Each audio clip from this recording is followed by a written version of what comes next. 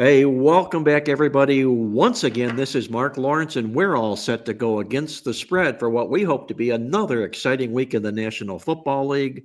College football is well underway. We've had a lot of controversy brewing in both sports. With that, before we get into the show, I'd like to welcome our panel, our cast of experts joining us from Las Vegas, the legend himself, Jim Feist.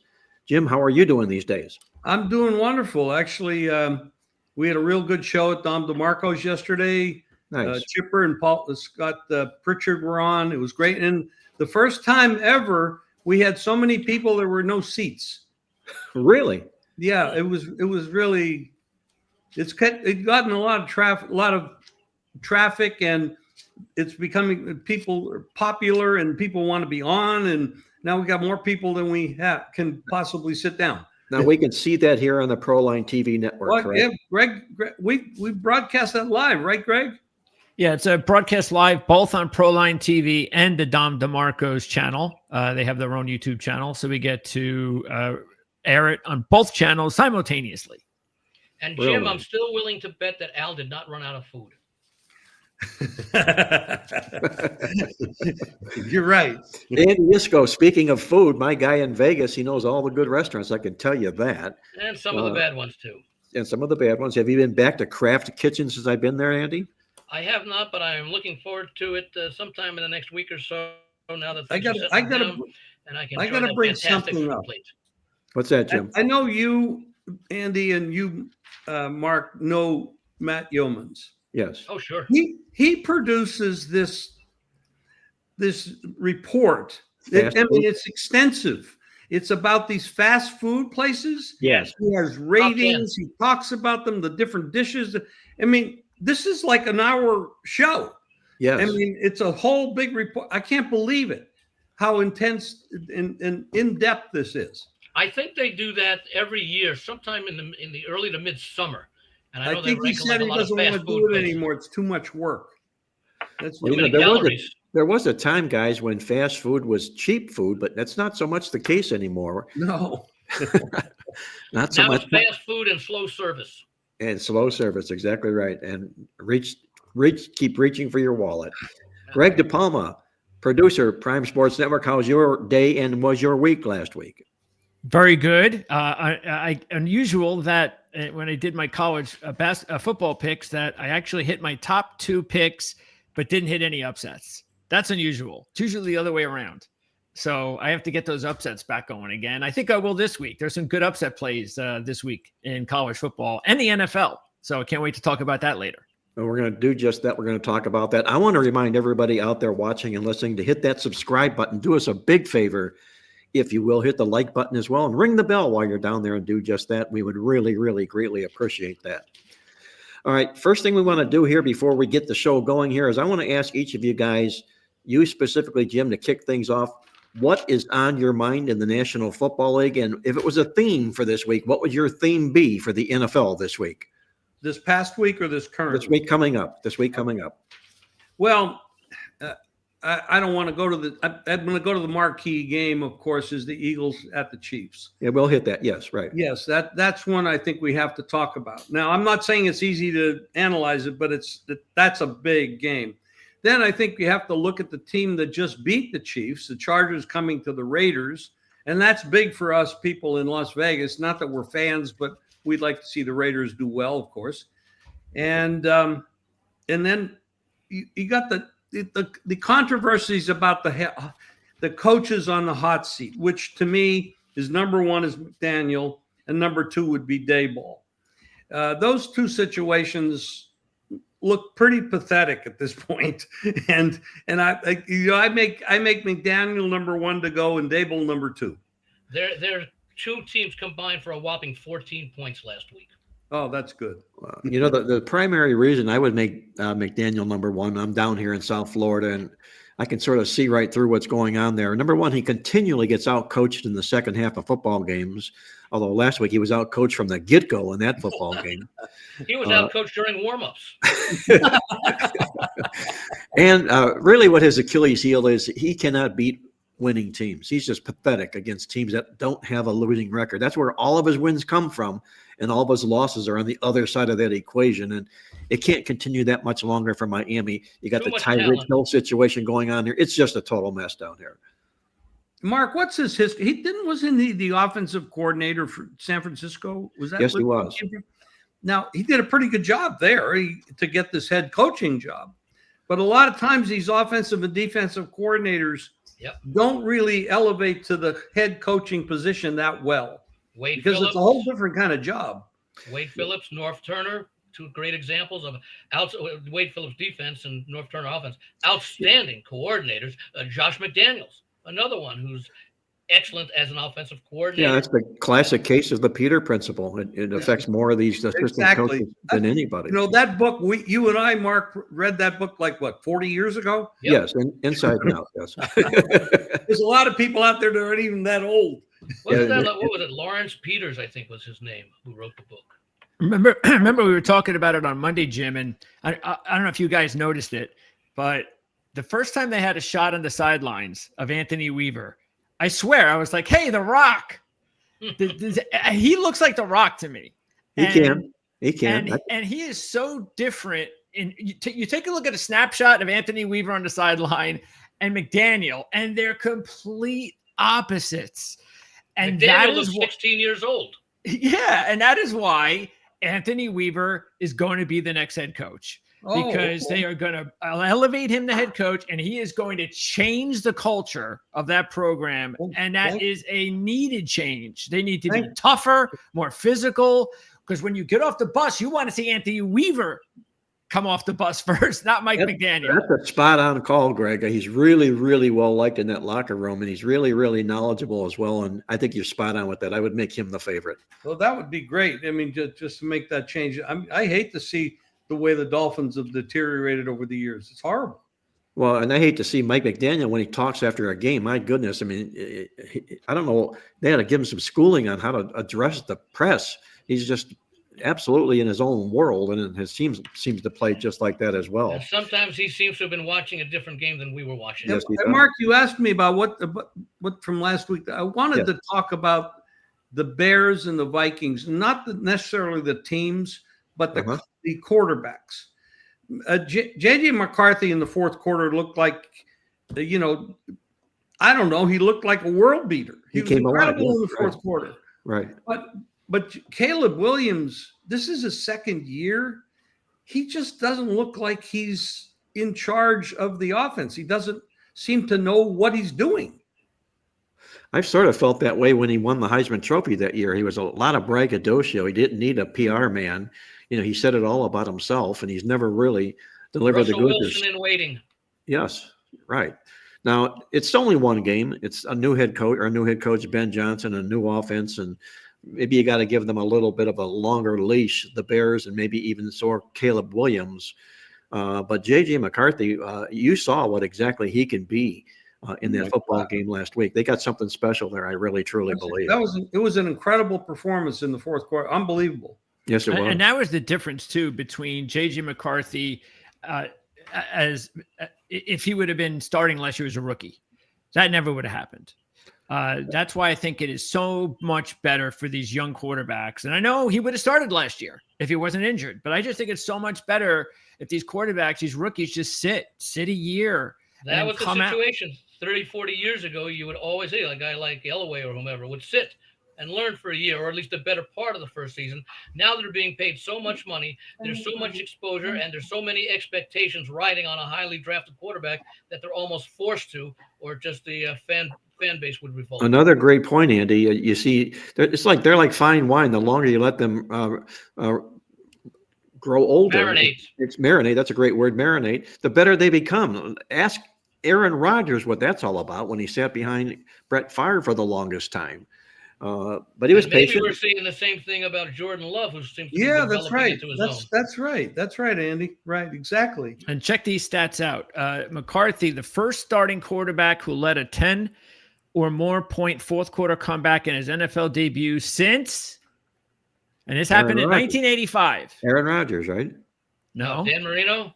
No, it wasn't Marino. This was another classic, soon to be NFL Hall of Fame quarterback, who sat behind an NFL Hall of Fame quarterback. Soon to be, okay. Soon to be is the Well, question. because he was on the Would that have- field. would that He have been couldn't be Steve Young?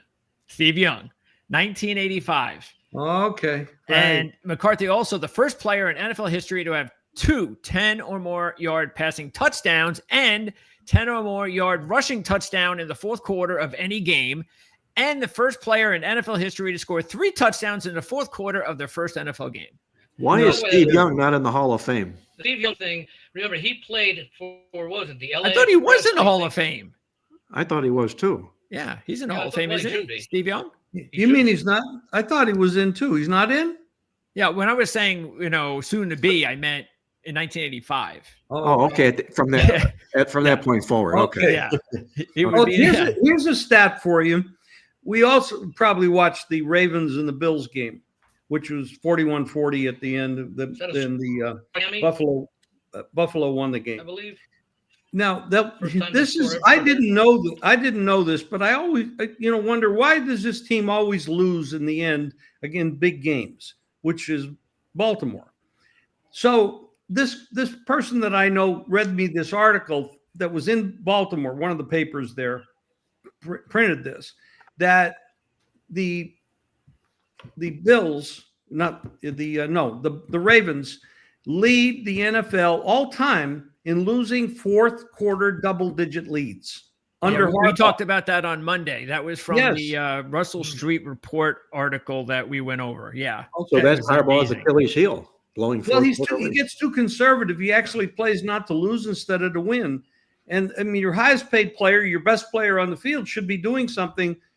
And how do you kick the ball to a guy you haven't been able to stop all game? Not only that, but the other night is they had that lead, and yet the best player, or maybe the second best player on the field, was the one who made the fumble that allowed the Bills to get back in it. Well, Jim, when I asked you about a theme and what we saw last week, I think my theme would be how many blown leads did we see by teams late in football games that had not only the game but the number in hand, lost the game and lost the money as well. It was just unbelievable how they just kept falling out and falling apart.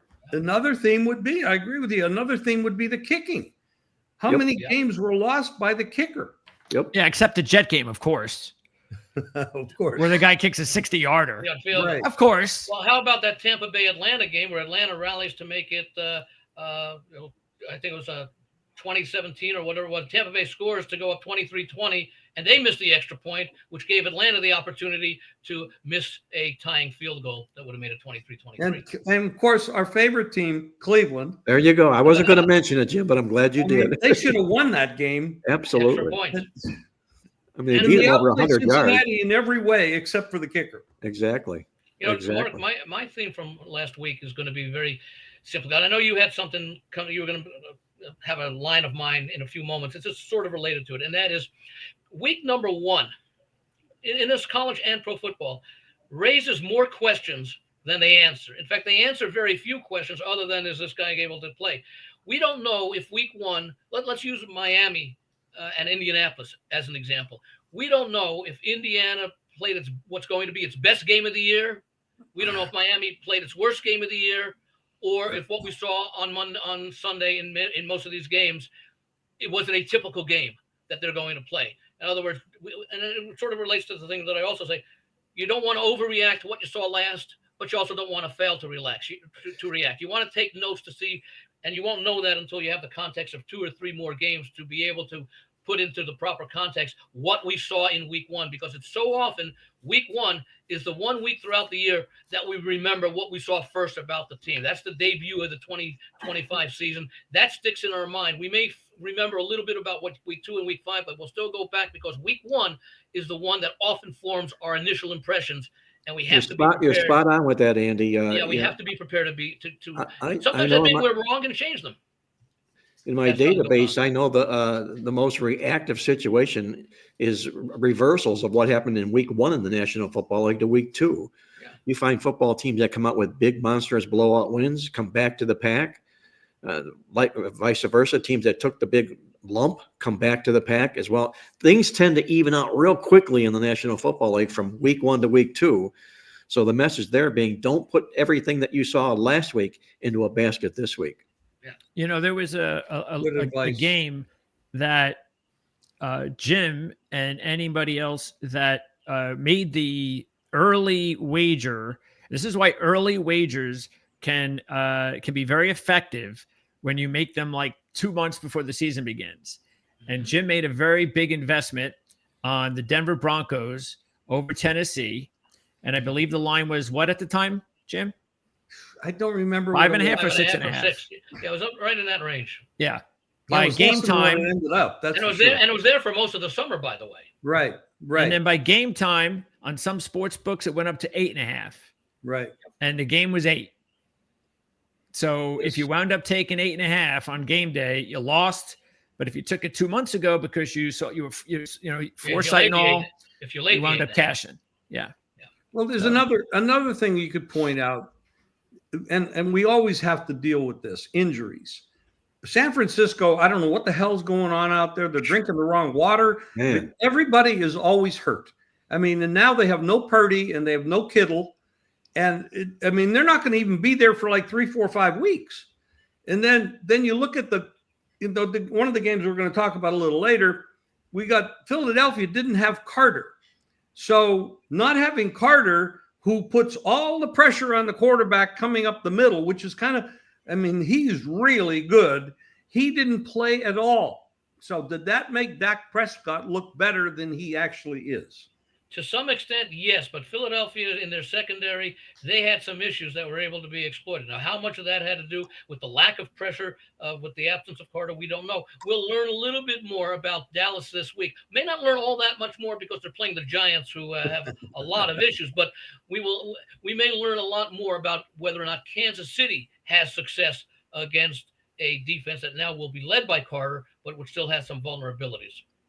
Well, guys, let's take it into the top 3 games on tap on the National Football League this week. And we're going to wrap it up with the big game. As Jim mentioned, the Eagles taking on the Chiefs in that Super Bowl rematch. But let's set the table with the first game, the Bills and the Jets. We saw a lot of some that we liked, some that we didn't like last week. And because it's the New York Jets, Greg, I'm going to hand it off to you. Your comment on the Bills and the Jets this week. Well, this is actually, I thought really long and hard about it since I'm a fan, but I trust my history of not being biased, and I just said, hey, if I'm not a fan, I really love the game anyway, and I'm going with it. And this is actually one of my favorite plays of the week. I love the fact that the Jets are getting almost 7. I'm very familiar with this rivalry in the Meadowlands the last 3 years.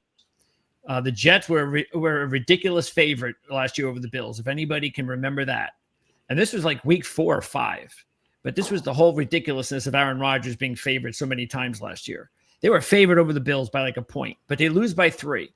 Okay. The 2 previous years, they're big dogs at home, and they won both games. So the last 3 times the Jets have hosted the Bills, they lost 1 game by 3. They won the other 2 as big long shots, upset dogs. And Josh Allen did not play good in any of them. Josh Allen does not have a good history of playing well away against the Jets. Throw in the fact that they're coming off the emotional, like historical type win that they had against Baltimore, knowing that they've got a Thursday night game to prepare for in a few days. There is no way the Bills are going to have the emotion, the energy. They just can't. That doesn't mean they won't win. Doesn't mean they can't win. But on the flip side, as long as the Jets played the way they did against Pittsburgh, and that's a big if, but as long as they do, I can't see how this game isn't going to at least be a really close football game. And that's why I love taking 6.5 or 7. Well, Jim, we know Buffalo is not going to be looking past the Jets a division game, even though they do have that Thursday game, a great point that Greg brings out. But the fact of the matter is, can they get back up to the level that they prepared themselves for that Baltimore game and then escaped with the victory, stole it right at the very end? Emotionally, Jim, what do you think Buffalo's psyche is going into this game? I love your points, and what Greg said, I totally agree with him. I thought the Jets played well enough to beat Pittsburgh, and honestly, I thought they were going to win, but that 60-yard that field goal was pretty amazing, actually. But the Jets played well. I like Glenn as a coach. I love the way. I mean, I thought Fields played very well, and we know that he can get yards on the ground. And Buffalo, even though they have a fantastic offense, their defense is still suspect to me. I got a home dog. The odds makers opened this thing 8.5. I mean, 8.5 on the road. Division game. So now it's 6.5 everywhere. With the juices to the higher, so it's 6.5 minus 15. So you're looking at the possibility of easily getting a 7. I got to take the Jets. I love the Jets in this spot. I agree 100% with you, Jim. This is a kind of a football game that was made for the New York Jets, and you couldn't have asked for a better scenario or a better situational setup. Andy, what do you think happens here between the Jets and the Bills this week? I'll tell you in a moment, but I want to first of all thank you for the copy of the log and stat book that Colleen did a tremendous job in packing and tremendous information. I would recommend this. It's well worth the price. It has so much information. For example, and this is something that we all do as handicappers. Well, what's the history of the series? Well, you go right here. You don't have to scramble through pages. You have 10 years of results, team by team, and every team that the Bills are going to face. So, for example, you go and see the Jets, and you can see that Buffalo against the Jets is 13-7 straight up, and 11-9 against the spread, and it breaks it down home road, favorite dog, etc. And you don't have to go scurrying through or Google everything. You got the information right there. So I'm able to use that information almost on every game when I need to take a look, because history matchups are important. Now, as far as this game goes, you had that great comeback last week by Buffalo in what was a high-scoring game. Buffalo showed some vulnerabilities. I mean, obviously you're going up against Derrick Henry, 238 total yards allowed rushing in 29 rushing attempts. That's almost 8 yards per rush. A lot of it was Henry, but there were other guys who accounted for a decent amount there, including Lamar Jackson. My concern here, and maybe I'm going to look a little bit towards the over, is the Jets. They played well. They did defend the run against Pittsburgh. They only ran 20 times for 53 yards, so that's barely 2.5 yards per carry. And the Jets are known for their defense. And I wonder, though, what Buffalo's going to do against that defense that was vulnerable to some of the passing. Aaron Rodgers had a decent passing game. What was he, 22 for 30? That's pretty good. That's that's almost 70%. And I'm wondering if Josh Allen can take advantage of some of the things that the Steelers were able to do, which means that they might have some success against the Jets. At the same time, Buffalo clearly showed some vulnerabilities defensively against Baltimore. And I think the Jets have to enter this game, especially with Fields and Hall, who, we know is a pretty competent running back, had a good game last week, that they may be able to get their yards and their points against the Bills. I don't know that I'm going to call for the outright upset for the Jets. I do like the 6.5. I want to see if it goes up to 7, and I might still very well. Buffalo might make a good teaser play down, because yes, it is a division game, and they've got that division game next Thursday night, I believe it is, against Weaver as the new head coach of the Dolphins at home. So they'll be opening the season. Andy makes the call. with two of their three first games, division games, and of course the game last week was important. It's tough coming back after 4 days, but these guys are professionals. They're used to playing on 4 days rest. So I'm going to look for this to be a high-scoring game. So I'm looking over in this game, and I am looking to. I want to see if a 7 shows up on the Jets, and I probably will have Buffalo in a teaser somewhere. Although I'm a little bit more reluctant in this divisional matchup, given what Greg described at the start. The Jets are playing Buffalo so well the last few years at home. Well, as Jim mentioned, Andy, I wanted to say this. You're talking about a teaser. Of course, you have to be very careful about the prices of these teasers now, because some of the books are just killing you with the prices. But I would actually like to tease the Jets side and take a bigger price, because I actually think they have a chance to win the game. Yeah. Yeah, the defense last week was very strange for both sides. Yeah. The total in that game last week was 38 or 37.5, and they ended up with like 70 points. I mean, one of the teams almost scored that much. Yes. And the reason it was not just because of the offenses. It was because both teams have good defenses. So it really didn't make any sense. This is to go back to what Andy was saying before. It's just 1 week. And sometimes teams just don't match up well with other teams, and sometimes they do. So I don't think the Steelers and the Jets, chances are I'd actually put a little bit of money on the fact that the Jets and Steelers won't give up more points than they gave up week 1 the rest of the season in any one. Probably right. And by the way, Mark, you may have this in the database, but you take a look at the total yards in this game. Pittsburgh, 271, the Jets, 394. So the Jets win the stats, but those kind of yardages don't suggest a game being played in the 60s, more like in the mid to upper 40s. Yeah, you're talking about a divisional home dog here, guys, that comes off of a game that they played a lot better in than the scoreboard indicated. They won the yards, almost 100 yards in the contest, as Andy said, in the game here. And as you mentioned in your newsletter this week, Andy, outstanding newsletter. Once again, Andy hits on what all the key numbers are in college and pro football here. And we've been talking about 7 College being football. I mean, pro football. pro football, yes. And we're talking about what 7 means in this football game. Jim mentioned it opens up 8.5. It's down to 6.5, but it's juiced. So it likely will get to be 7. I think the public's going to be more to Buffalo than they are to the Jets.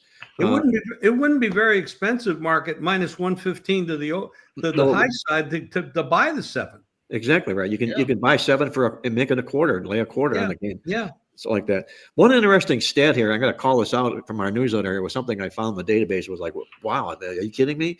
New York Jets maybe have the best team trend stat working in the National Football League this week, in the fact that as a home dog against AFC teams, and that team has at least 1 win in the season, the Jets are 13-0 against the spread running.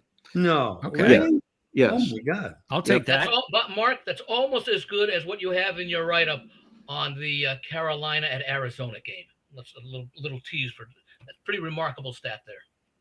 This is keep this in mind too. This is going to be the only road game that the Buffalo Bills are going to play until mid-October. And they travel to Atlanta. Wow. 3 straight home games. And I think there's an international game in there maybe. Which actually means that they don't leave the state of New York until mid-October, when they started the season. Nice. Very good. They're not going internationally or at all in that group? No.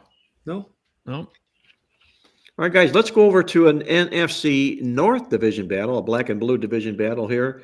When the Chicago Bears visit Detroit this week, a little bit of a disappointing opening, as we talked at the beginning of the show, for the Chicago Bears in this football contest. The Detroit Lions also come in off that loss against Green Bay. 2 teams both hungry for victories.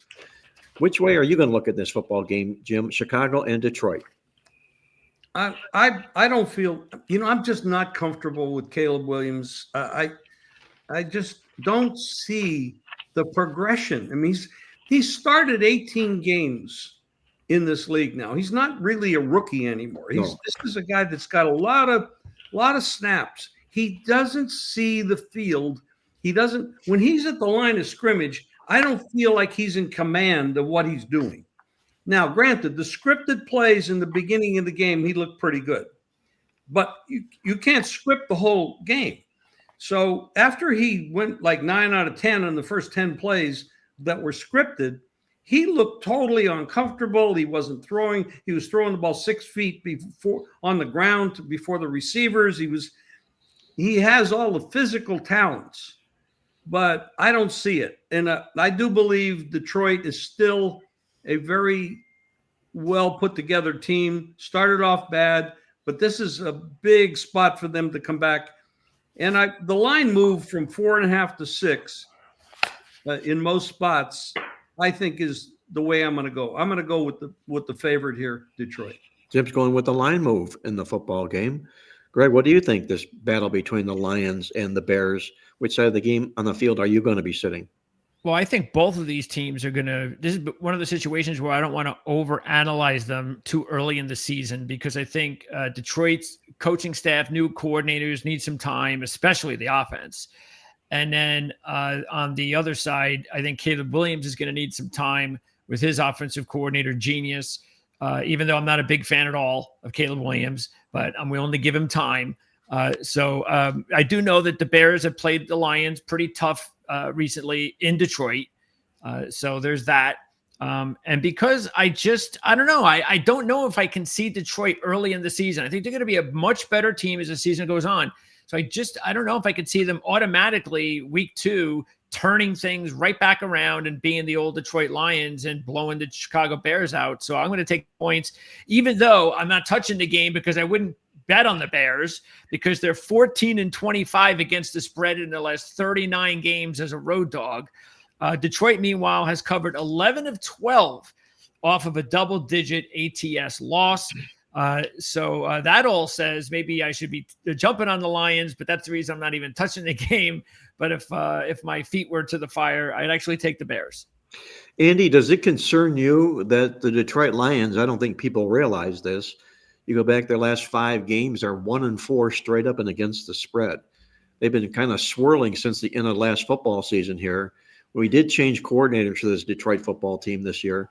Are those factors that might continue this Detroit demise, or do we look for a U-turn starting this week? Well, I'm going to go right back to your stat and logbook and take a look at the Detroit Lions. And if you go back to 2023,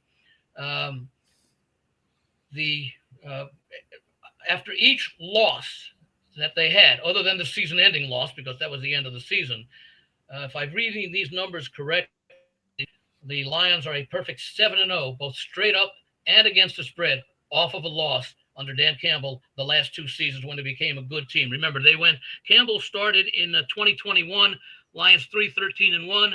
Then they improved to 9-8 the next year, and then they had their big improvement in 2023, where they ended up going 13-5 or 12-5, and then lost at the end of the season in San Francisco. And last year, of course, they were 15-2 before they got eliminated in the playoffs. So under Campbell, they have been able to respond well, and I think sometimes that's more a factor to the head coach and getting his team prepared than it is with the offensive and defensive coordinators, although obviously they both had an impact. And, of course, that's one of the subplots of this game with Ben Johnson, the offensive coordinator, now going back to Detroit. And, of course, Aaron Glenn, the former defensive coordinator, certainly made a big statement about the Jets culture last week with that effort against Pittsburgh. So I'm inclined to play Detroit this week. We sometimes take a look at a lot of these different situations and different trends, etc. And one that I do like to rely on, and I think you do as well, Mark, is how do teams respond after a losing effort. The good teams seem to be able to realize, hey, we just lost an opportunity to pick up another win that we could have or should have had, depending upon whether they were favored or not. And let's refocus this week. And Dan Campbell, I think, gets the most out of his team. He's popular with the team. I think I was not surprised that they lost. Maybe that one-sided nature of the game last week, because I liked Green Bay last week. I had them, and I think the team responded extremely well when they were able to trade for Micah Parsons, because I think it told the rest of the Packers, hey, we're in a division with Detroit and Minnesota, teams that won 14 or 15 games last year. Management is going in to say that this is the year that we, the Packers, are going to join that group. We have the confidence that we can make a nice run for the playoffs, and I think the players responded extremely well. How long that little momentum carries over, I'm not sure, but I do think that Green Bay will be a factor, and I expect Detroit to rebound this week because they are, and to use a term, Mark, that you're very familiar with, they're stepping down in class.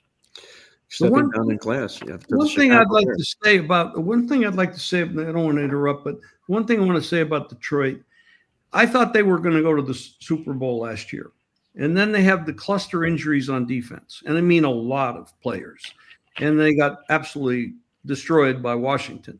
But, you can't overcome cluster injuries. When you lose 4 or 5 players on defense like they did. Watch San Francisco the next couple of weeks. Yeah, it's pretty bad. Well, the good thing about San Francisco this week is they're playing New Orleans. Yeah. They might be able to get by that one. But the that other adjustment of that line to 3 seems a little bit suspicious. I think that's a little bit of an overreaction considering the talent on the rest of the 49ers compared to from 7 to 3 on that game. Yeah. Exactly. Could be an ideal spot for Mac Jones to also impress in his debut with the 49ers this week. Remember Kyle Shanahan wanted to draft Mac Jones. Yes. And that was he didn't get him. Situation. And now he's got him. Yeah. So yeah, he also drafted Trey Lance. Yeah, well, that was a was that Shanahan or was that John Lynch? Winner. Was that Shanahan or John Lynch who made that determination? Mark, when do you because when Andy brought up the history of the numbers for like Campbell, let's say Detroit loses this game or loses the spread. And we now have a couple of games where all of a sudden we're seeing a shift where you might say, okay, well, now that those hotshot coordinators are no longer there, do you have to change your mindset at all with some of the trends over the last few years with the Lions? Like when do you get to that point? Well, without the coordinators being there, the deeper we get into the season, the more cohesive they're going to become with the new coordinators. And you're also going to be gaining value with Detroit if they're ending up not playing all that well. So you got value and you've got familiarity begin there with Detroit. So at some point, I'm going to get off this Detroit disdain wagon that I'm on and probably join them because I think there's going to be a lot of value with Detroit. I don't see as much value here with the Bears at +6.5 as I did with the Jets at +6.5. I think the Jets can play and the Bears can't. So I'm staying out of the game personally because I think there's more value, like I say, to the Jets in a division game than there are the Bears.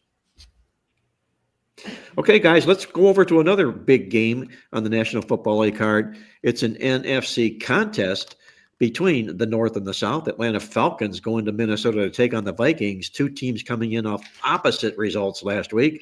Jim, where do you see this game going, Atlanta and Minnesota? When this line opened up, I actually almost pressed the button to take Atlanta +4.5. And I said, wait a minute, let me just see what happens in the rest of this game with Minnesota. And then Minnesota started to play that fourth quarter. And I said, oh, God, what does this mean? Now, of course, we're looking at 3.5. So I'm not playing it.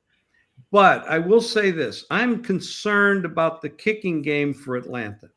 I know that this kicker is in the past has been very good, but last year he wasn't that solid, and they were thinking about getting a different kicker. Then last week he had a 44-yarder to tie the game and go to overtime with Tampa. Now, Tampa played without their offensive line. They had a lot of injuries on that offensive line and had a wide receiver out as well. They still came back and won the game, which is remarkable how they did that. But be that as it may, I'm concerned about this kicking game. When you already have this question, you're in a game here where that kicking game, if he misses an extra point or you're just not going to overcome that. And now what am I doing? I'm taking 3.5 now, and I don't know if my kicker can make a field goal of 40 yards. So I don't know what to do with it. So I'm kind of just staying away. By the way, in that game, there was a lot of money that came in on Atlanta on Sunday morning. Saturday night, Tampa Bay was a 1.5 to a 2-point favorite. I saw a lot of places in town, and I think a few offshore places. The game closed pick'em. Wow. Take a look here, Greg. What do you think here goes on between these two teams? You have disparate results coming in from opposite teams. Is there value to the Atlanta Falcons in this football game because Minnesota won that game?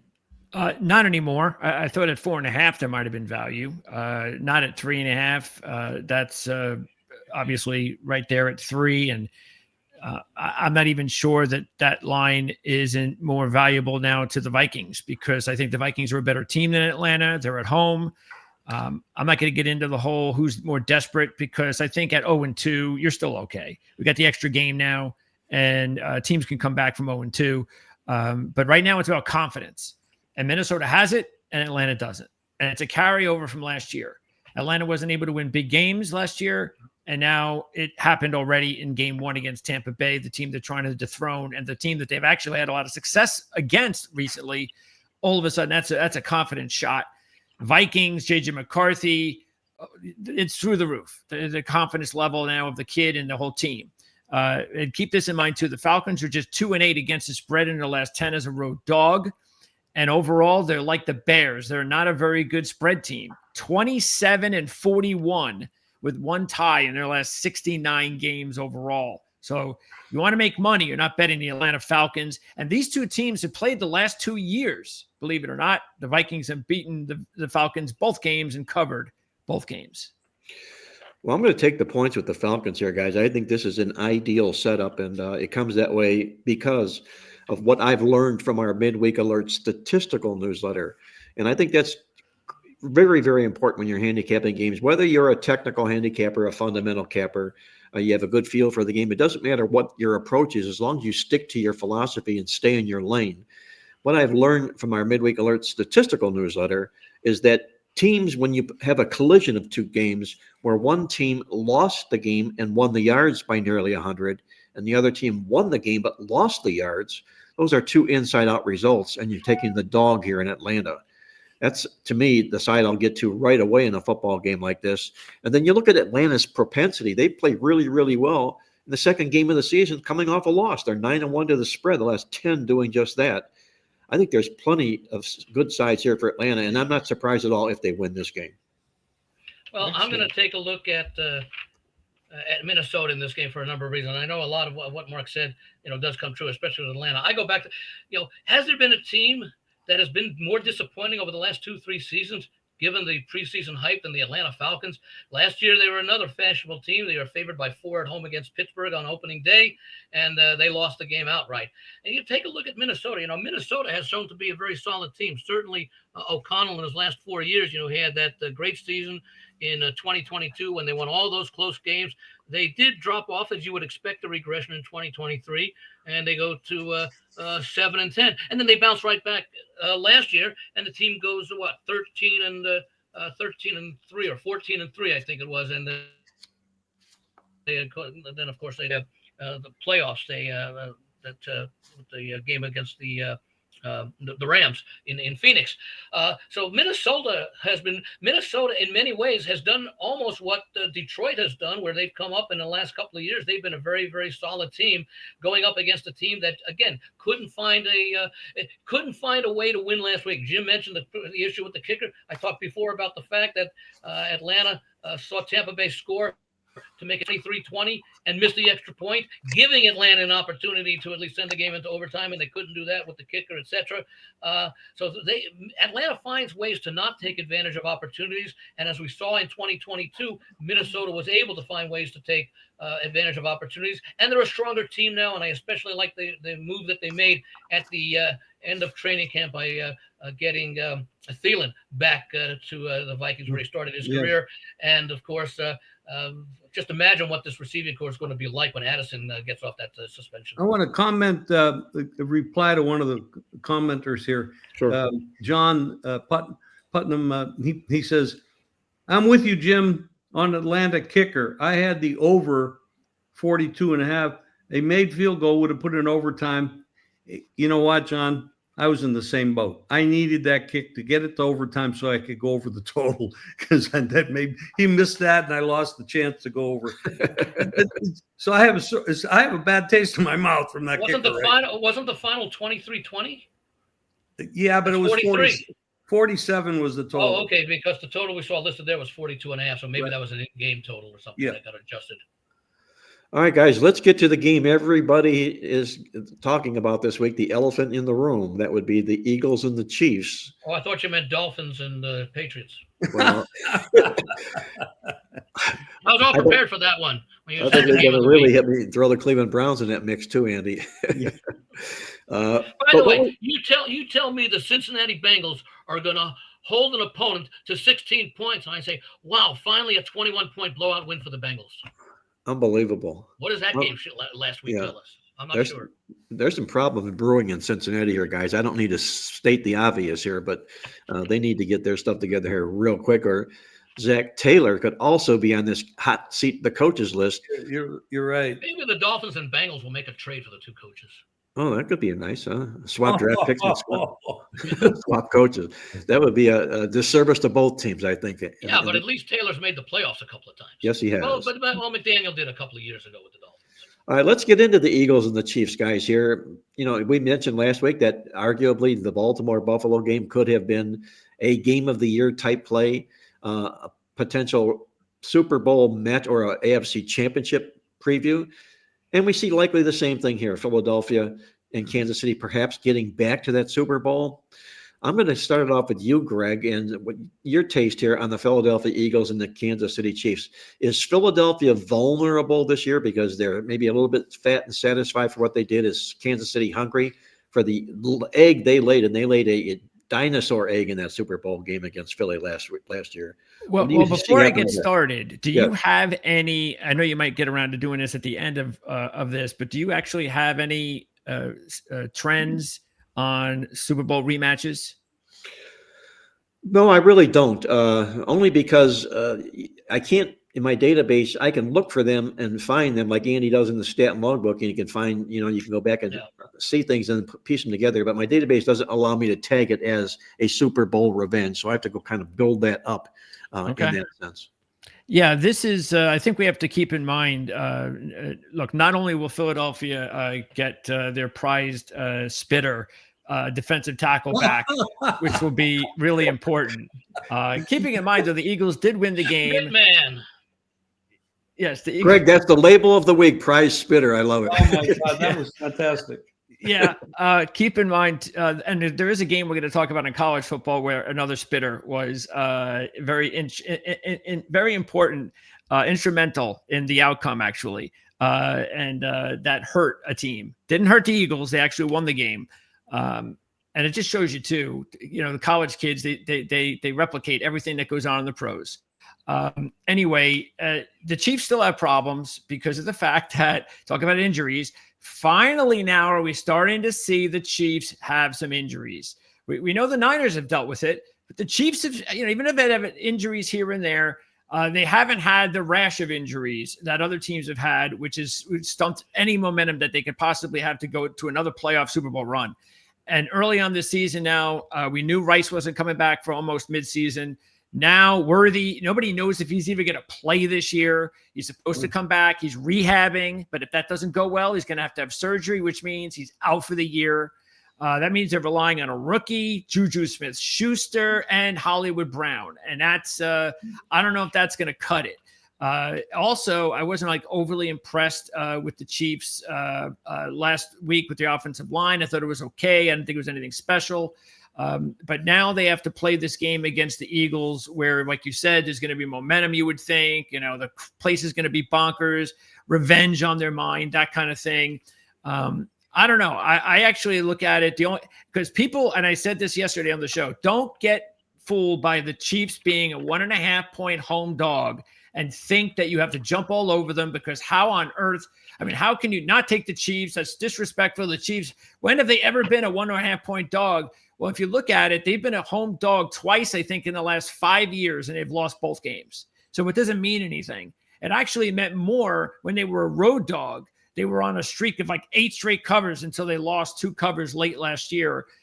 So don't play the Chiefs just because of the line. That's no impact. But I just think the Eagles are a better team, and I think that they understand what's coming about here in this football game. So I'm actually going to take the Eagles. I'll take the Eagles to win this football game.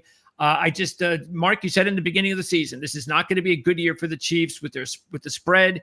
Andy Reid doesn't do well in these circumstances after losing Super Bowls, and so far they're 0-1. I'll play that they're 0-2.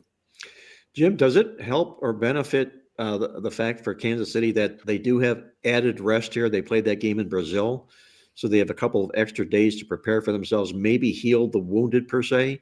Does it benefit them that way in this contest? And are they a home dog because of those injuries? I'm sorry. Logically, it would. But it is early in the season where fatigue really hasn't set in.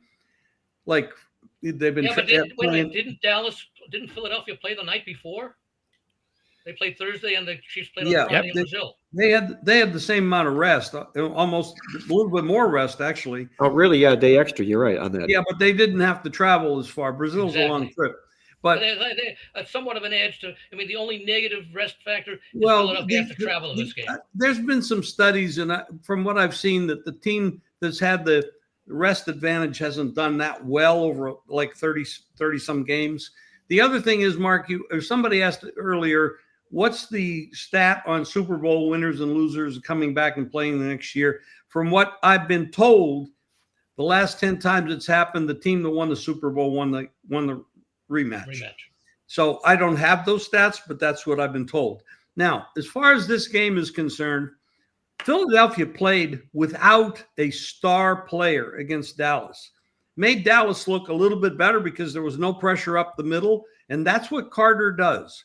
So if you have an offensive line problem, and this guy is a monster, he's a monster player. He's a great player.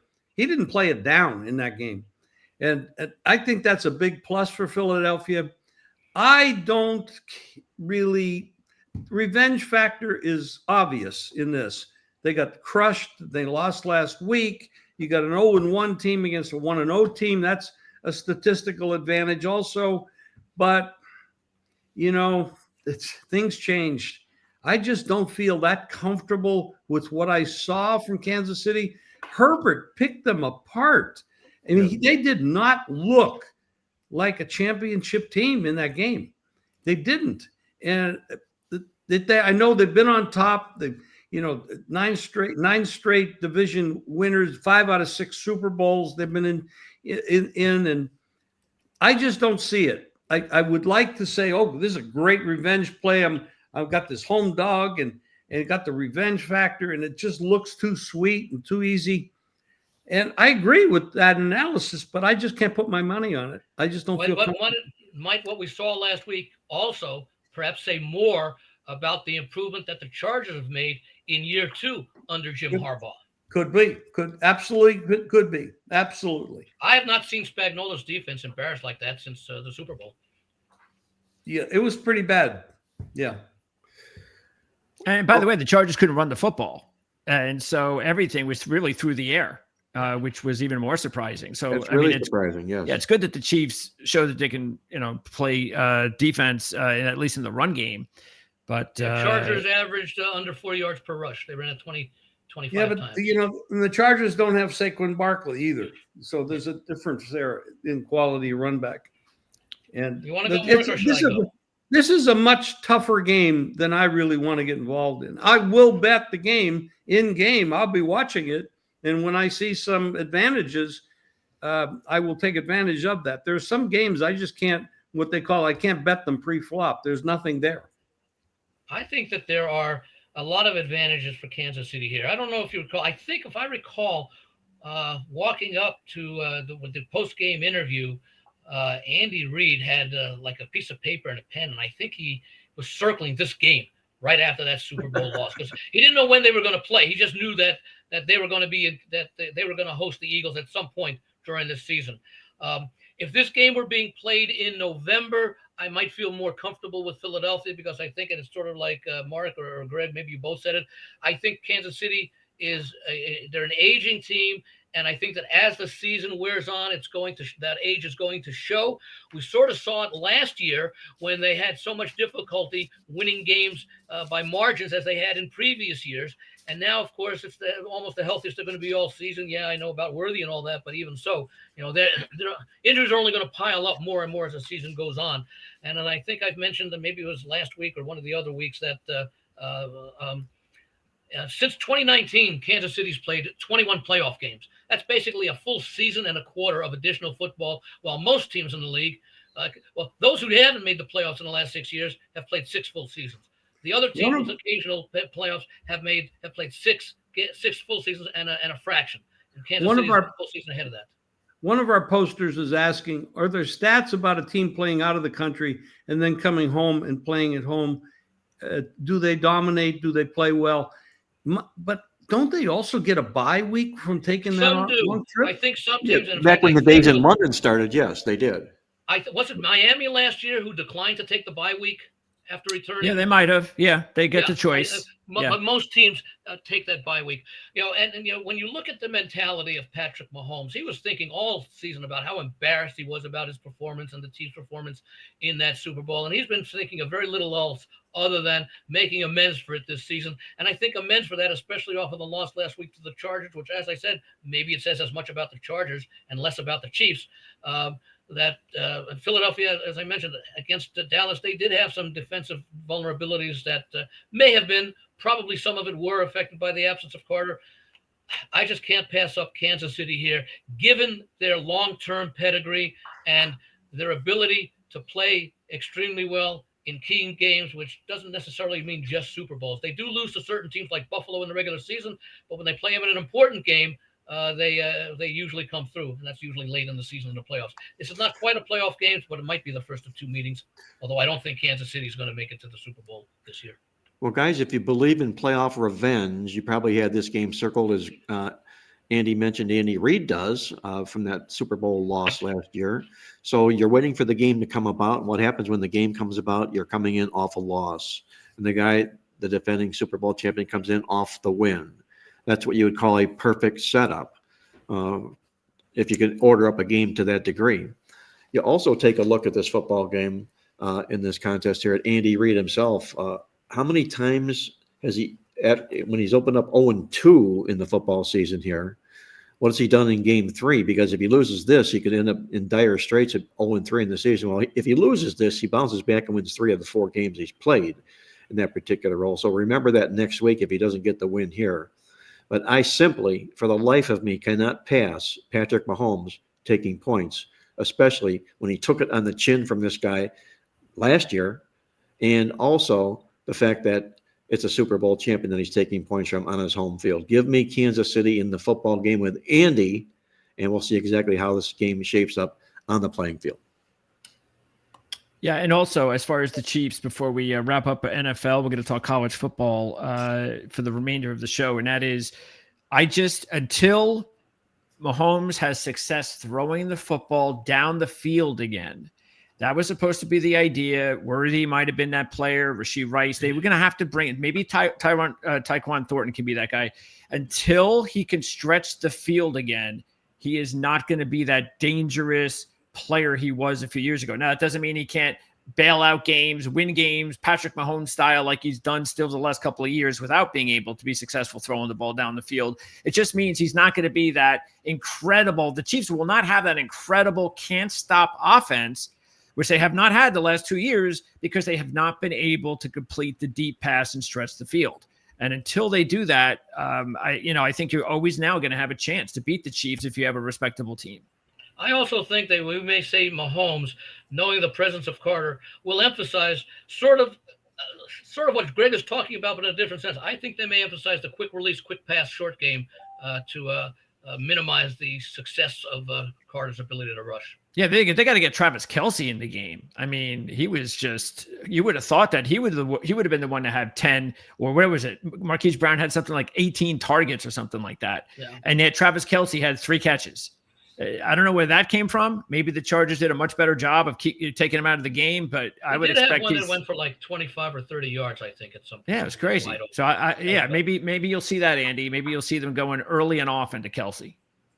Well, guys, I've been trying to load up on my database here to find out Andy Reid's particulars and how he does in situations like this. I was expecting completely the opposite result that I just found. But Andy Reid in game 2 off a season-opening loss is just terrible. When he's been at home in game 2, he's just 2-7 to the spread.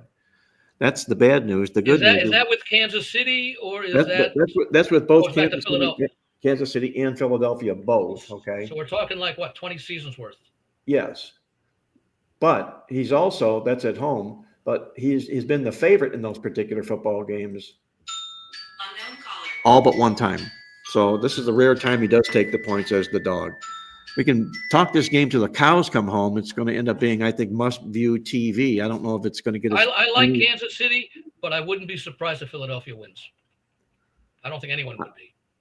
I'm hearing you, Jim. I know you got to get out of here. Any closing thoughts you have? I know you're probably heading back to Dom DeMarco's just for the pizza. Well, no, I'm gonna give it up for a day. You can't go there every day. I gave him 200 pounds. But I know you're heading into the college thing, and I'm not involved. But the question I would ask, maybe you'll answer it when I'm off air here. The NIL, yes, and the portal transfers. How much is that affecting your handicapping in the colleges so far this year? Well, that's a great question, because we've had to really put Band-Aids on everything we're doing. We're trying to assess how these teams look now with these new players that they've purchased. And it's the world we live in. We can't do anything other than that. It's the cards we're dealt. We have to accept them. Correct. I'll tell you what, there's a very interesting game tomorrow that involves something like that. Is the game between Duke and Tulane, where the Duke quarterback voluntarily left Tulane where he was successful, and they asked him why. He said, "Well, I wanted to play in a conference where the competition is better." Oh, I don't think now the Tulane coach had no hard feelings, but you have to believe that he was basically taking a swipe at the at Tulane's what is it, the American Athletic Conference, to go over to the ACC, and they're going to host Tulane's. I think a very slight favorite at home tomorrow on Saturday. I'll be interested to see, but that's one of the things that you do have to deal well, to with answer your these question, NILs Jim, and these. You used to have to sometimes deal with. Yeah, I say to go ahead. answer your question, Jim, the thing I have the most difficulty with initially here is dealing with the group of 5 teams. The Power 4 conferences, they steal these players, the better players, and they just plug them in and they go with them. But the group of 5 guys that lose these guys, they're really terribly depth shy. And you end up you find the Boise States or the Memphises and those teams that kind of find their way to the top of the pack, because they do a better job of recruiting than other group of 5 programs do. So that's the assessment I have, is how bad can these group of 5 teams actually be after they've been raped by the big boys? The other thing I think is you're going to have to. I think you're going to have to split it down. Make 2 different levels of play, because they can't compete. There's just no way they can compete. Well, I think they what can't. we used to be that maybe you would have 2, possibly 3 key players transfer from or to a team each year. Now those are double-digit numbers where you're getting guys who you're bringing in as starters. I said this a number of years ago, and I'm going to maintain it, that 20 years from now, we will see a total colleges will no longer have student athletes playing football. They will hire football players to play football under the logo. I'm serious. And I'll tell you, when you think about it, it makes sense, because we're really, because college football is becoming a professional sport at the level, certainly in basketball and football. What you're doing, by the way, let's use Ohio State as an example. Let's say you have 100 football players on your overall roster, and 80 of them are there to play football, and 20 of them are there to get an education, and they don't get to play football after their career is over, but they played in college and they got a scholarship. Well, if you do what I'm suggesting they're doing and basically just rent out or buy athletes, you're opening up 80 positions for a student who wants to go and get an Ohio State education. That's going to waste if you're giving it to a football player who's there just to play football. Hey, Jim, let me throw this at you before you go, and I know you got to get going here. We're going to go into the college football, and a part I'm doing every week this week is called just saying what I heard and what I thought and what I learned from my database. And this is something that I did last week, and you're talking about the group of 5 teams that are stripped naked playing against the Power 4 guys. Well, last week, South Florida beat Florida as an 18-point dog. A monster win for a group of 5 team against a Power 5 guy. That was my big college football game of the week, and they win the game straight up. Was I surprised? Absolutely, I was surprised. It was nice to see them win the game. But what you had working in that contest, and this is the one thing I'd leave you with, Jim, here, is these college football teams, these group of 5 guys that are playing the big boys. The first thing I'm always looking for is what I call the redheaded stepchild theory or thought, where you take a team like South Florida, who is a redheaded stepchild to the big boys in the state, Florida State, Miami, Florida last week. You almost always get your best effort from teams like that. Because you're getting those leftovers that can't make the rosters of Florida, Florida State, Miami, and yet are very, very good football players. Or they were risked by those programs and recruited. And they also played against these other kids in high school. Yeah, their motivation has to be through the roof. There's no question about that. Unquestionably. Before I leave, I keep reading these posts, and I like to reply to them because they go through the trouble. If Dak Prescott exploited the Eagles secondary, I think Mahomes will be able to do as well. I would only answer this way. I agree, except the Jalen Carter thing. Prescott has better wide receivers. Even though they're not a great team, they have great wide receivers. And Dak's not a bad quarterback. And Carter wasn't there to put the pressure on. He is going to be there. And that is a monster, especially after this guy just paid. He got suspended for 1 game, which he missed that game. And he had to pay $57,000 in a fine. He's probably pissed off. I don't want that guy to get pissed off. I think that's a lot of the reason that this game got down to a pick 'em at a certain time and went up to Philadelphia, just because of the fact that it was reassessed that Jalen Carter is going to be in that lineup. That's right. As long as he doesn't spit on anybody, The spitter. it could happen. I heard he's wearing a Or mask. at least if the official doesn't see it. That's right. That is right.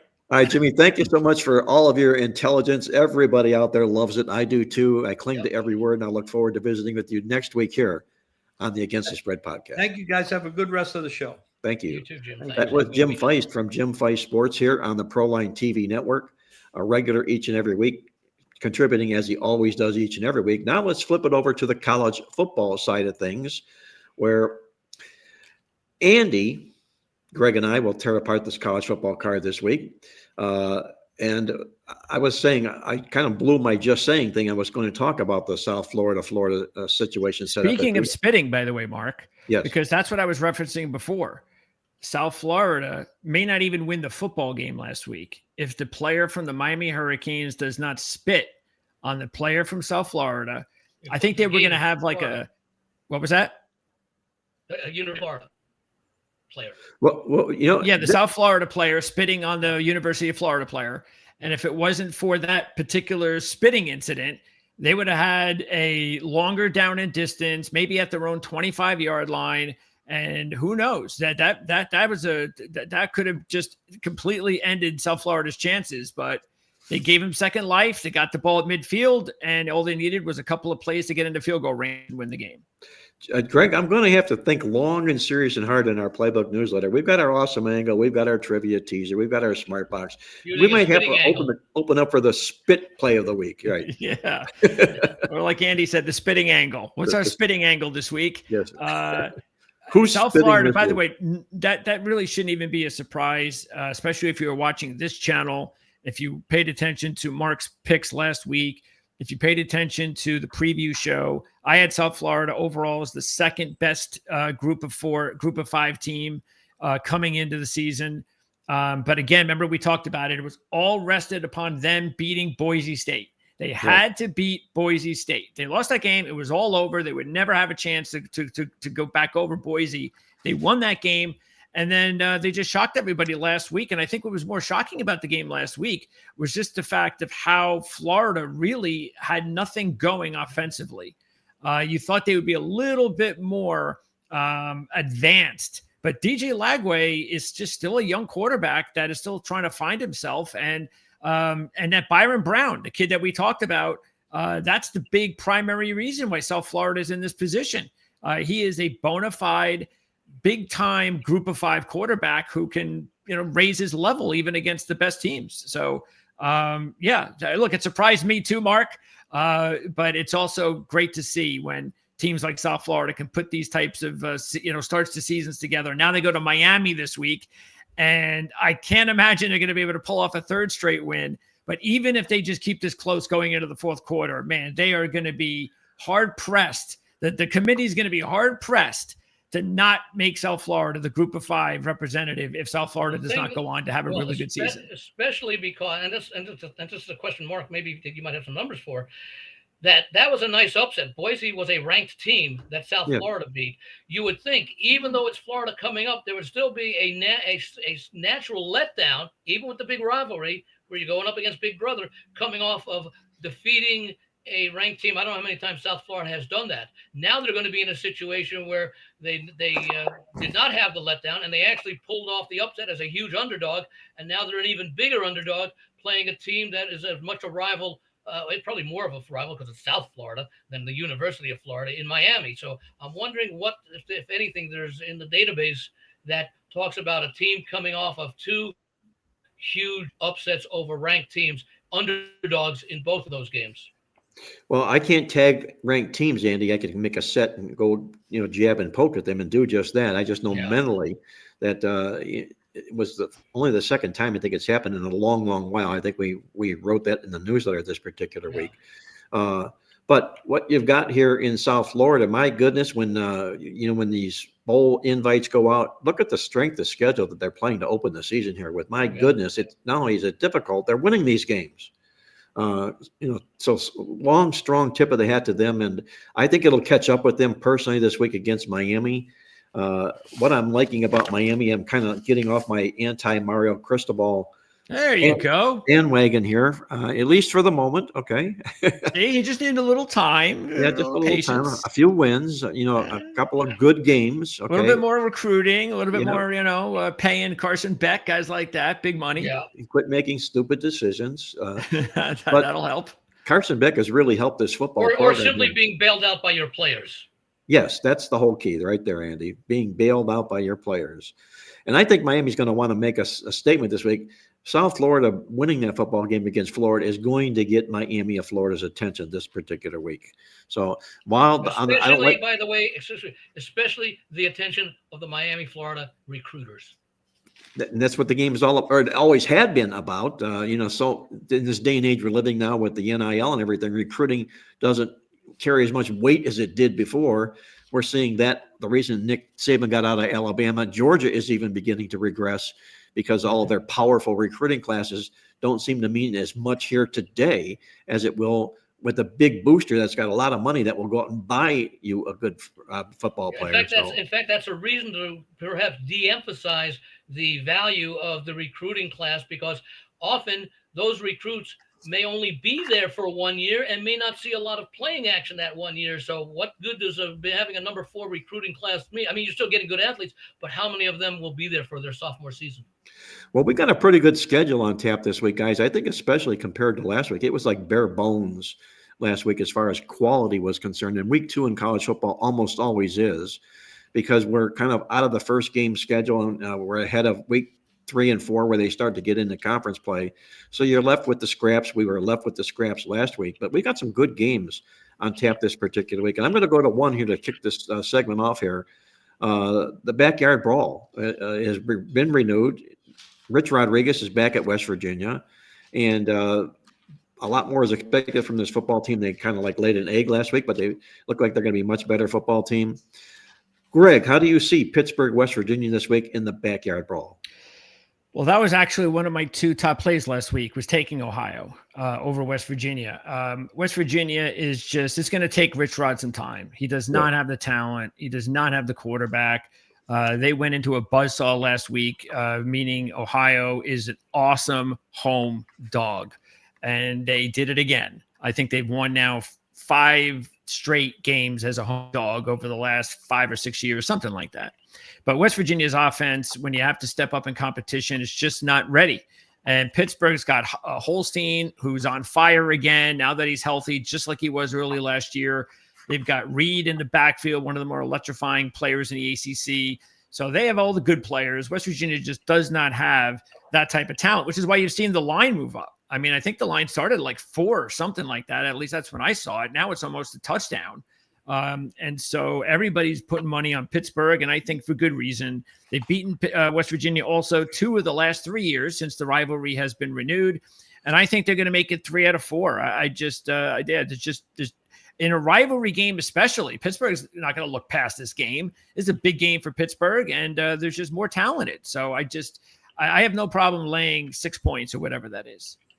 Andy, what do you see in this football game? I like West Virginia. Unfortunately, I was against Greg, and I liked West Virginia last week. Just I went on on an overall roster and talent. I mean, Ohio is an outstanding. They're probably the second best team in the MAC this year behind Toledo. So I think Miami's had some rebuilding to do, but Miami has shown in the past that they can start like 0-6 and go 6-0 down the stretches. I think they did a number of years ago.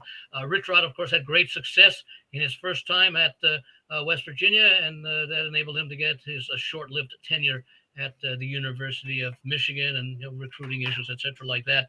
But West Virginia, they made the switch into the Big 12 a few years ago. Yet it's not been a terrible program. You go back to 2021, they were what were they? 6-7, 5-7, 9-4 2 years ago, 6-7. So it's not as though they had a real clunker of a season. Not that 5-7 is great, but they were bowl eligible, and I think they went to bowls in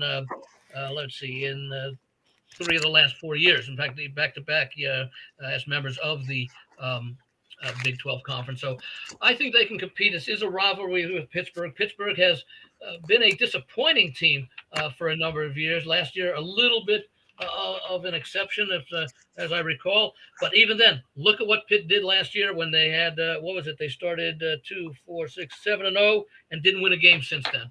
So, and that's sometimes an inability of a coach to get his team back up after adversity. And you know, Narduzzi came over. What was it? I think Michigan State defensive coordinator a number of years ago, had some spotty success with the Panthers. But you know, you're asking a rival on the road to win by a margin, you know, more than 7 or more points.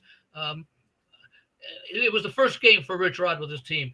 I like to see veteran coaches, when they take over another program, show improvement from his first game to his next game after seeing what he has in that opening game. And I think that's a situation. Well, I'm with you, Andy. I'm going to stay with West Virginia in the football game. It means a lot for Rich Rod to be back to the program here. As we call out in our newsletter this week, he's been very strong in games off of his first loss of the season, which he'll be bouncing back in this particular week.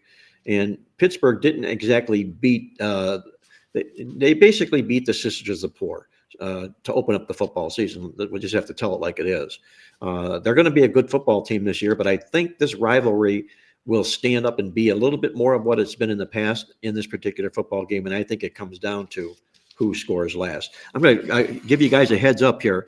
We're going to hit 2 more featured football games, and we're going to close it out with, I'm going to ask you guys, who is going to be your South Florida football pick of the week this week, the team that pulls the stunner, if you will, on the football card this week.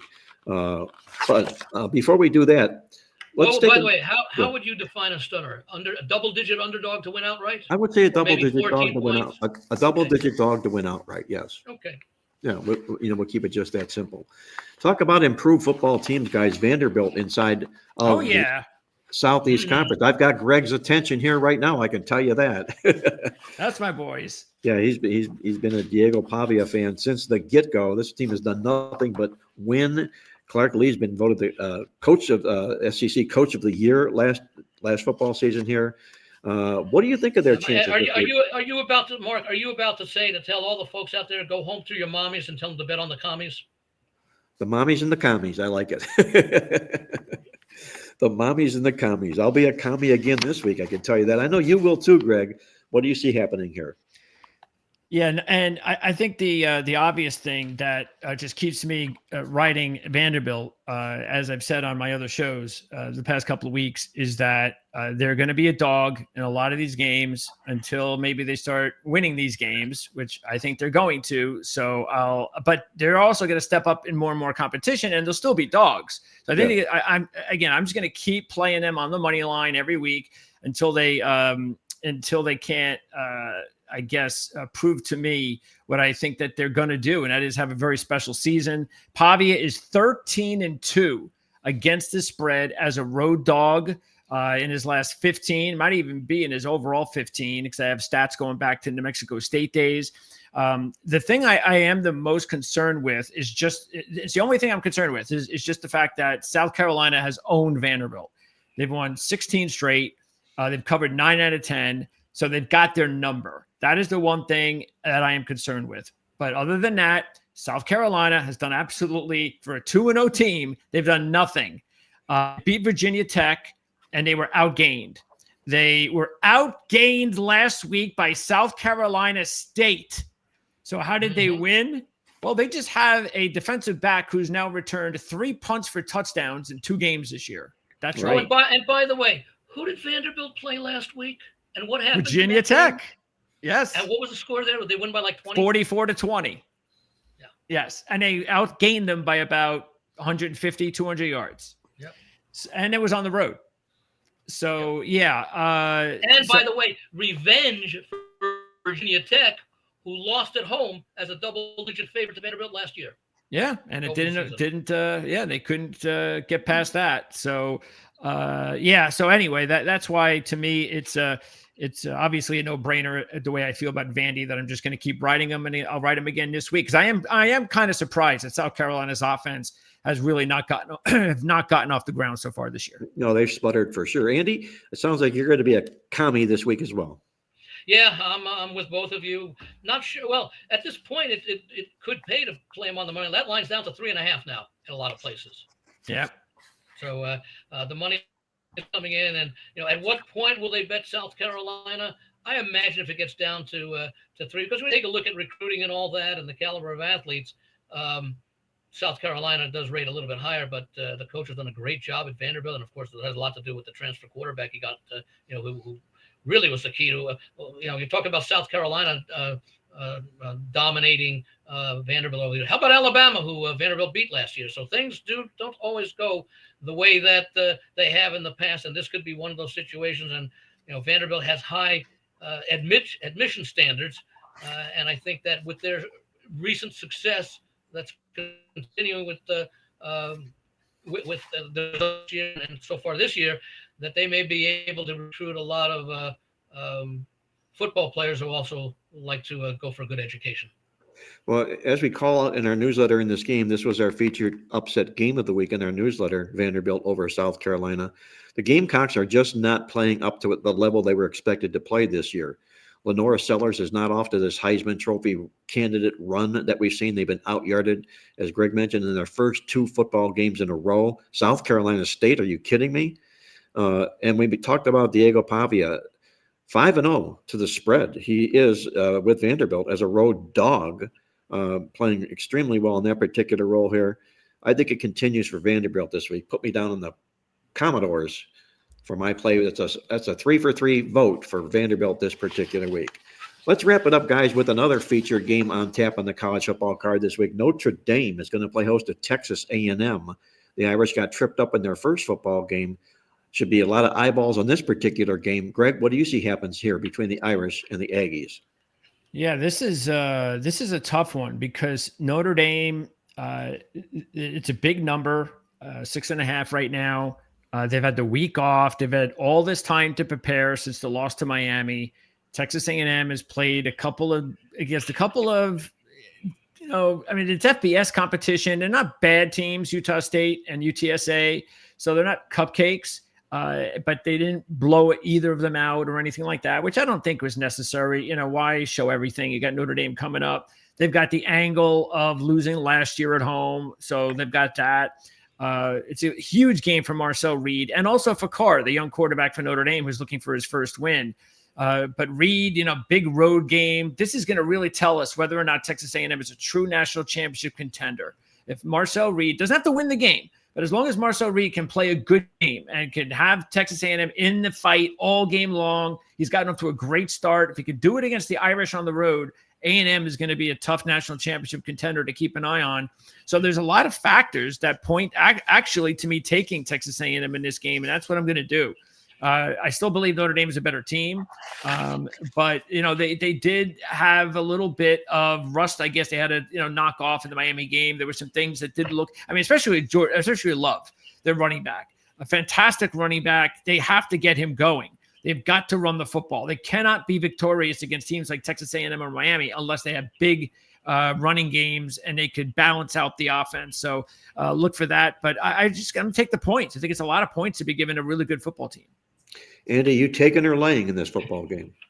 I'm laying with Notre Dame here. It's an important game for Notre Dame from the standpoint that it's a 12-team playoff. They've already lost once to a quality team, Miami, which may be the best team that Notre Dame will end up facing this year. I mean, I'm still undecided on USC, who's probably another one. And A&M is probably the second best team right now that they will face.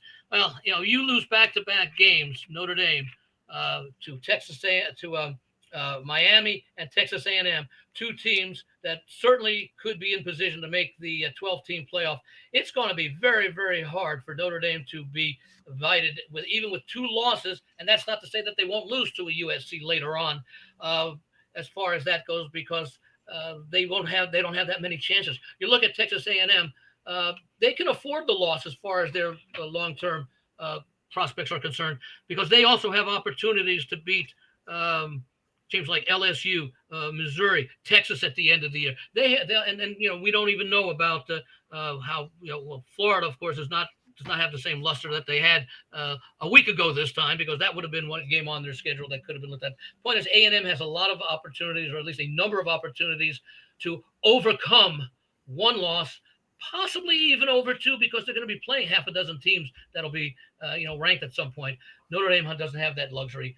Now we're talking about the point spread. Well, Notre Dame went down there last year. I do remember taking the points with or what was it? I think maybe it was laying the points with A&M last year. Notre Dame won that game by 10. First road game for Texas A&M. You've got Notre Dame rested. Greg mentioned a lot of the things, chances to adjust to the new personnel that went up against maybe the best challenge prior to a playoff game that Notre Dame will see this year. I think that how will A&M react to playing in front of that crowd at with Touchdown Jesus on the in the stadium there? I think a lot of factors for Notre Dame. I respect Texas A&M. I was disappointed in their season last year going in because I did like Elko coming over from Duke and all that, and they didn't seem to play up to their roster potential for a good part of the season. So I'm on Notre Dame this week, and I think they're probably going to get another, I'm going to say 8 to 13 point win. Okay, I'm going to break the tie and go with Greg and the Aggies in this football game, largely because of what we write in the Playbook newsletter. Last week we talked about how teams that were bowl teams last year that open up the season with a loss and how they tend to struggle in game 2, especially in the role of a favorite. Now, I know there's a week of rest here for Notre Dame to kind of pattern that out or even that stat out, per se, if you will. But, and Andy brings out a good point. The Irish, can they go 0-2 and still be a factor? I mean, they might be off the radar, the Irish, if they go 0-2 to open this football game. But my point here is that, number one, they are a bowl or blues situation. Number two, they can win this game, but they don't have to win by 7 points. I think this game is going to be a fiercely fought contest, perhaps comes down to who scores last. And when it comes to who scores last, I'm almost always in the dog, especially if we're talking. I'm going to ask you one sort of related question to that. What would you say? Bowl teams coming off losses or something? Was that what it was? Yes. Okay. In game 1. Okay, in game 1. What if that loss that you're referring to was a national championship game, whether it be under the 12-team format last year or the 4-team format for the years before? If the team that lost, like I don't remember what TCU did in that year, their opening game, if they won or lost that opening game after being blown out by Georgia. But we've had a probably 10, 15 year sample of quote unquote championship games, though not necessarily the way that we now will have it with more than a 14 playoff. But I'm just curious if we treat a championship game loss as different. Well, I'm not counting that loss in their championship game. I'm counting Notre Dame's first loss of the season here this year in game 1. Okay, when they tripped up and stubbed their toe, and this really tightens up much stronger when they come favored in game 2. No, what I meant was not so much that Notre Dame lost, although they did, but what of a bowl team that played but lost. Well, no, because if they lost like in the championship game. Championship, and then open the following season with a loss. Well, that's a good question. Again, it's something I cannot do specifically other than tagging the game. But I do know that yes, they were a bowl team last year, and they opened up with a loss. National runner-up, yeah. Yes, and their favorite. Look at that TCU situation right now. It may not apply because TCU may have won that game. 2 trends from the Playbook magazine that favors either team. The one that favors Notre Dame, they're 9-3 against the spread. Their last 12 as a home favorite, while Texas A&M is just 1-7-1 against the spread in their last 9 as a road dog. But the one that favors Texas A&M, and this is definitely a Playbook special, the Aggies have won the last game 3s 11 straight times. And they've been a dog twice. So when you get to game 3 of the season, the last 11 years for Texas A&M, they've won all 11, and they've been a dog twice during that span. So whatever that means, whatever kind of mystic forces you're dealing with here, if you want to go that route, then take Texas A&M because they just love winning game 3s. I have a question along those lines for you, Mark, and that is, how long do you go back as far as how much when you have a coaching change? Like, for example, A&M just changed coaches, yet they have that remarkable record.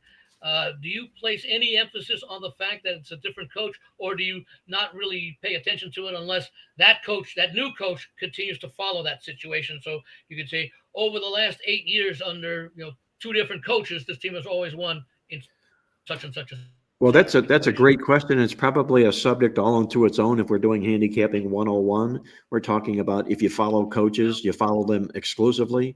So if a team does make a coaching change, are you going to follow their pattern, or are you going to look at this football team for who they are with their new coach? So that's an argument to be made and had. But in cases like programs where you're talking big programs like Notre Dame, big Power Four conferences, the athletes are the guys that usually do all the speaking because they recruit as well as anybody does, as anybody else in the country. So I didn't look And at you're this also football having game.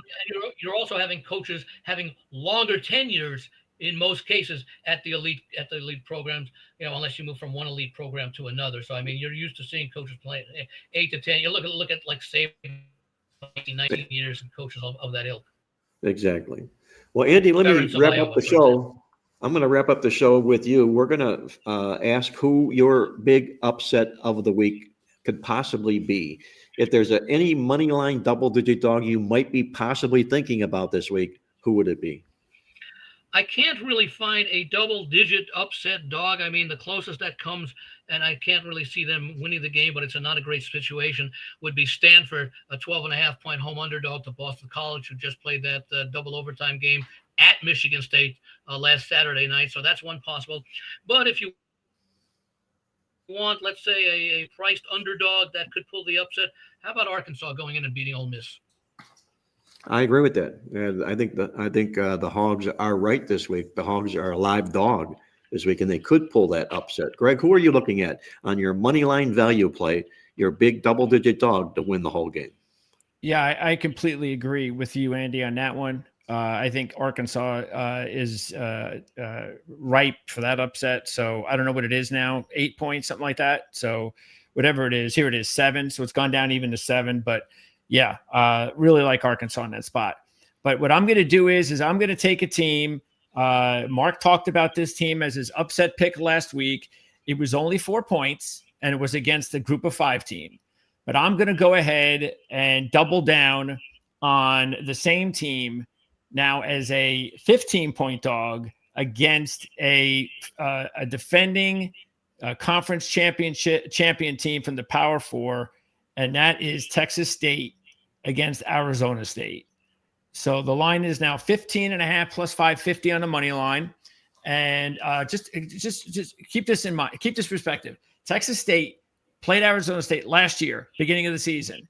Texas State was favored in the game by 2 points, something like that, 2 points. Good it was point. a close game. And that went, and Texas State actually had the lead by double digits and lost the game. So now, all of a sudden, one season later, and Texas State had a good season last year too. Now, just because they're on the road, they're getting 15.5 points. Plus, keep this in mind too, Arizona State has not gotten off to a good start this year. They had a lackluster FCS opponent week 1. It wasn't really a blowout, and it wasn't really a sexy win. But then Mississippi State, they trailed 17-0 in the game, came back, took the lead with a minute and a half left, and then gave up the game-winning touchdown of like 55 yards with 30 seconds to go to lose the game. And Sam Levitt, the quarterback, is really not off to a good start. He's got an average, he's got his ratio touchdown interception at 3.3. His average yard completion is only 5.6. So their passing game, even though they have Tyson, one of the best receivers in the nation, just not humming right now, even though the running game has been okay without Scadaboo. So they're a little off early on in the season. They'll be fine. But I think that's why this is a spot where they can be taken advantage of because, as you know, Mark, G.J. Kinney's done a great job with Texas State. And this is the type of win that could really get him noticed that next year, as you said last week, next year he probably will be somewhere else. I do think that Texas State is a good point spread play this week. Arizona State, this is their final non-conference game. They begin their 9-game Big 12 slate next week at Baylor. They may take the field saying we need to work on a few things to get prepared. I don't know that they need to win by a margin, but I wouldn't. I'll be rooting for Greg to get his money line playing, but I will be on Texas State plus the 14.5. Well, Greg, I'm putting you down for Texas State because we did ask for a double-digit dog, and I agree with you 100%. They've done nothing wrong this year, Texas State. They're 2-0 right out of the gate, out of the box.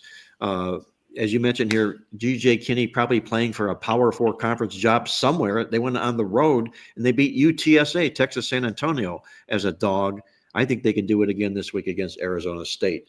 But my upset special, my double-digit upset special dog, I'm going to stay with the Purdue Boilermakers to pull the wood on Southern Cal this week, okay? Yeah, Southern Cal, this big, monstrous machine that started the football season, come out of nowhere, and all of a sudden, another big win or two by this football program, and they're going to be considered to be a favorite to win the Big Ten Conference. That's Lincoln Riley, and that's the way he does things. But take a close look at Purdue here, guys.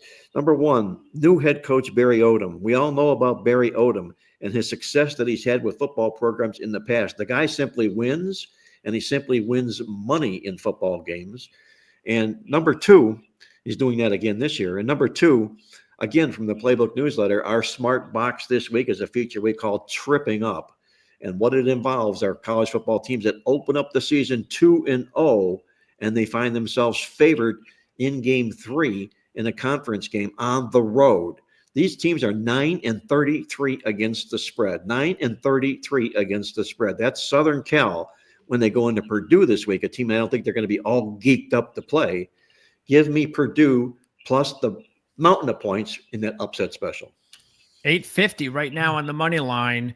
And if you just want to take the points, just like you said with that trend, Mark, yes. Keep this in mind. USC under Lincoln Riley, 3-11 against the spread is a road favorite. There you go. He fits the pattern. I don't think Lincoln Riley has too many positive point spread trends since he's gone to SC. No, he doesn't. He's been very disappointing out there. Yeah, he hasn't earned his private jet rights since he signed that contract. I'm certain of that. Hey, I'm going to thank you guys. We had a great show this week here. Jim Feist joined us earlier on the show when we tore apart the National Football League. Andy and Greg and I, we did the college football thing for you this particular week. Another great show. Be sure to tune in next week here on Marc Lawrence Against the Spread podcast when we come back for more. Until then, this is Marc Lawrence reminding you to always remember to bet with your head, not over it, and good luck as always.